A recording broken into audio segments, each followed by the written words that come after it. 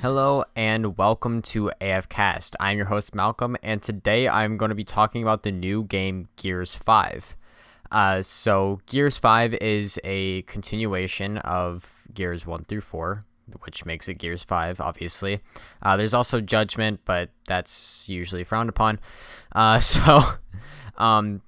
so this is a brand new game, obviously, and it is made by the developer The Coalition. They used the Unreal Engine for this, and then Xbox Game Studios published it. And the first thing I do want to say is that the soundtrack is absolutely amazing in this game. It works really well with the rest of the Gears vibe, and it is by Ramin Djawadi. I feel like I butchered that, but I'm not entirely sure. Probably did.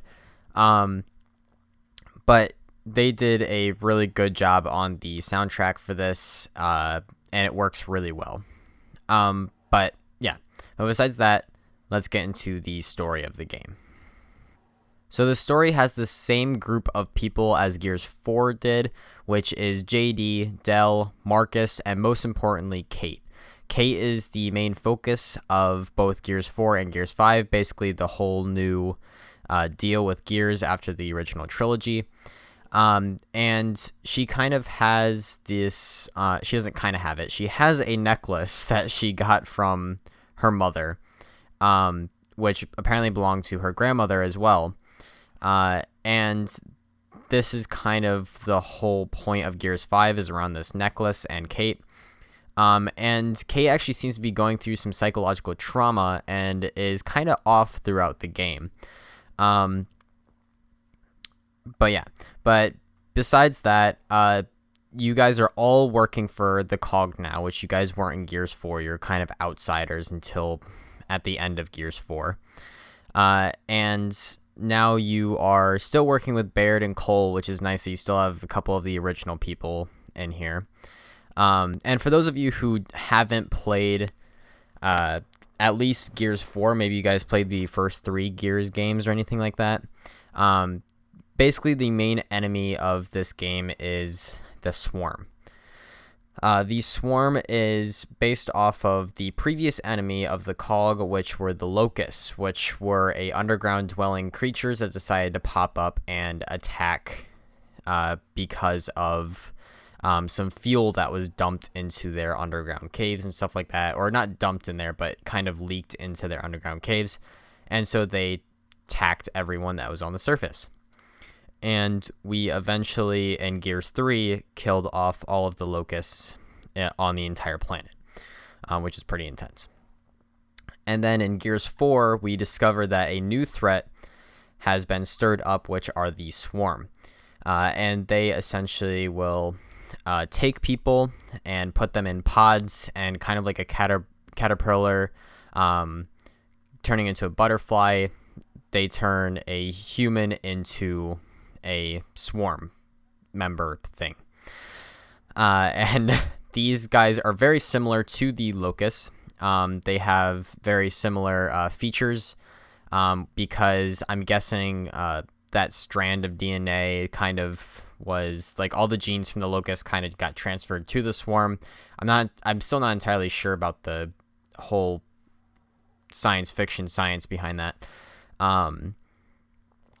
But yeah, so that is your main enemy, and in the previous game, they managed to kill Kate's mother, and that's also how she acquired the necklace, which leads us into Gears 5.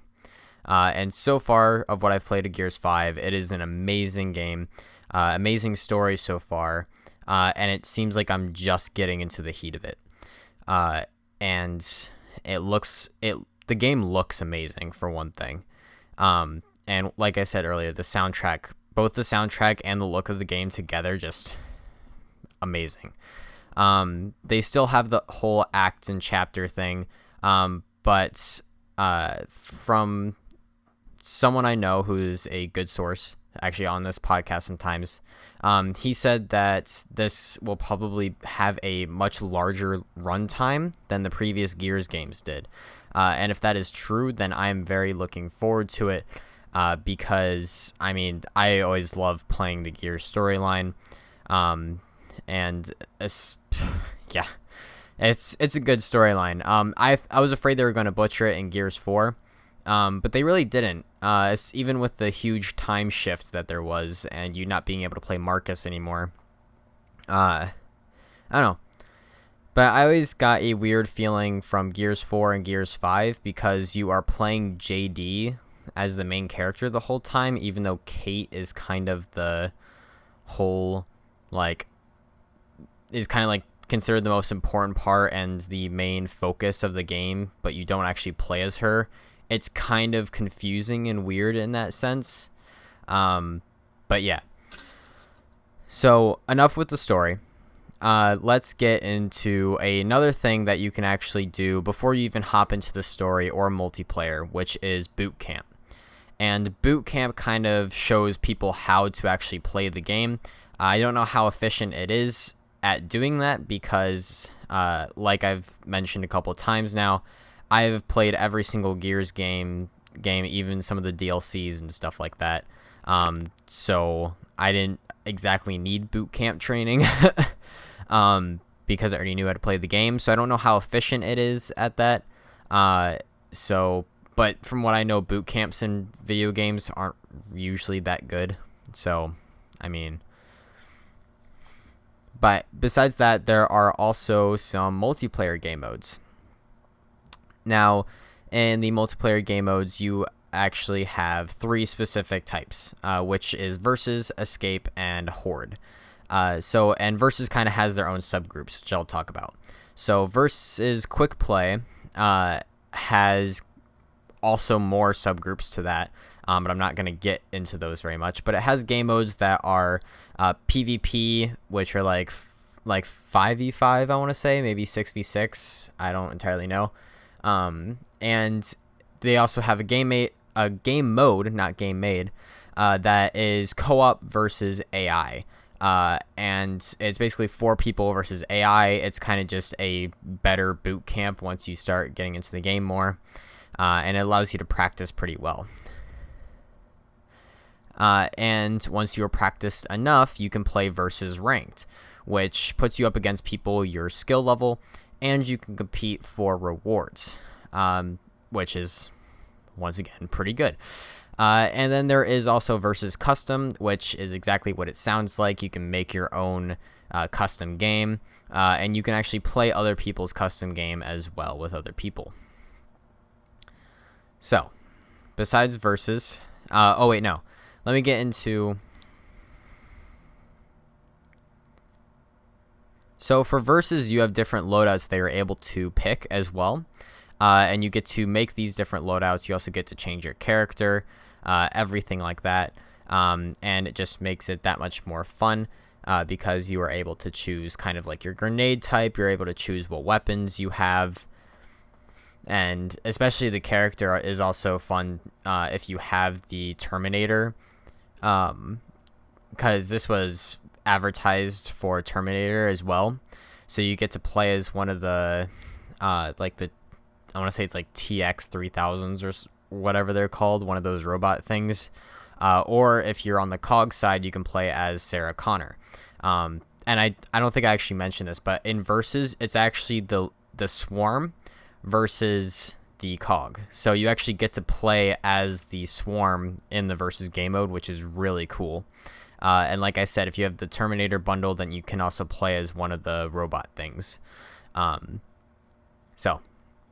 Yeah, and also the Terminator thing also adds, and I'm pretty sure this is with every game that you get will give you the Terminator bundle. I don't think you have to buy it for anything specific, maybe within a certain time frame, I don't know. But you'll also get this really cool looking banner as well that you can use, and some skins for your guns. So yeah. So on to the next game mode, which is Escape. So Escape is a player versus everyone game mode, and you have to escape a map that is slowly being consumed. And you will have to fight your way out because there will be enemies blocking your exit as there's like toxic gas filling up this area that you're in, just behind you, and it'll obviously kill you if you don't get away from it fast enough. So you do have a certain time limit in order to actually escape. And you get to, once again, choose different characters for this, but this works slightly different, where depending on the character you play, you'll get a different loadout and different abilities to actually use, which is pretty cool, especially since it's supposed to be a co-op type deal. And yeah. And on to the last one, which is Horde, which is another player versus everyone game mode, where you have to survive for 50 rounds. I kind of do wish that there were different options for where you could do like 10 to 50 rounds. Like you could do 10, 25, 40, and then 50 rounds or something like that. I don't know. Just different levels of that would be nice. And if they really want to go insane, do like a 100 round type situation or something stupid like that.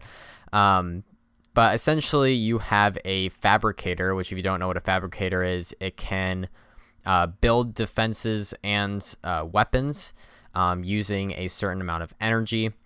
And so you use defenses and stuff like that in order to defend yourselves against these waves and waves of enemies. And once again, different characters have different loadouts and abilities, except for one thing that is different in this than it was in Escape, is that you are actually able to have different like defenses inside the fabricator and different starting weapons. But that was in Escape as well, was the starting weapons.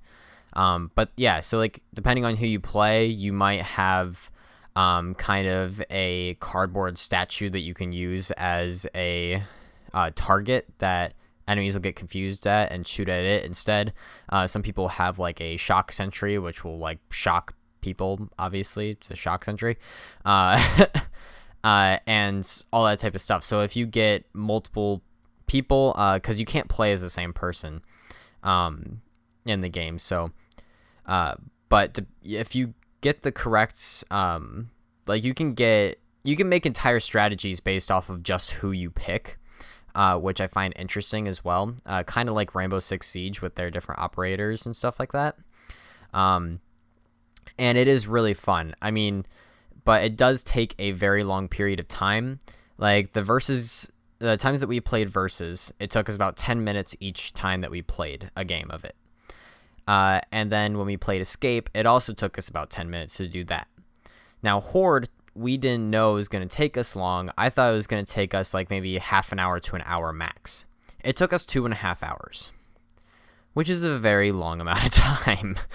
And we didn't know that before going into it, but we had a blast doing it, except for every time that we looked at the clock. Then we're kind of like, ugh. But it was worth it. And there are different kind of levels of difficulty to that as well. Same thing with Escape. It goes from beginner to master. I don't remember what the things were in between that, but basically each time that you upgrade, there is a different deficit that you'll get, which is called a poison. So either like the enemy health gets buffed or their accuracy gets buffed, anything like that. And every time that and actually that's what happens during Horde when you go through rounds as well. Once you start getting to higher rounds, the poisons will actually come in as well on their own and will affect you in different ways based off of damage, health, all of that stuff. And it is really fun to do because you just get to kick ass all just for 2.5 hours straight or longer if you're on the harder difficulties. So yeah. But in summary, the story is a good continuation of Gears 4 and is just a good overall representation of the entire Gears series. Not many games are good at doing that in their sequels or even prequels, to be honest with you. Basically, besides their main trilogy of a game, it's usually pretty bad. But yeah, and then the boot camp, once again, no idea how efficient it actually is. Maybe you could let me know, something like that. I don't know. And then there is the multiplayer. All of the game modes are really fun to play. Escape is really fun to play. Actually, I take that back. Escape isn't really fun to play. It's fun to play, but it gets boring pretty fast. Because all it is just a lot of running and picking up different weapons and stuff. There's actually not a lot of fights that you get into. And the whole cliche of you need to get out of the area within this amount of time or else you die is kind of boring. Didn't sound boring when it was coming out of my mouth, but it is. And then Horde is fun, but it takes too long. If they had options where you could only play, where you could choose an amount of rounds, maybe by 5s, because like if you, every 5 rounds is a mini boss, but every 10 rounds is a main boss. And so maybe if you could go by 10s or 5s or something like that, it would be a lot better to me, because then I could have shorter games and I wouldn't have to wait until I was actually willing to play 2.5 hours of fighting against a swarm.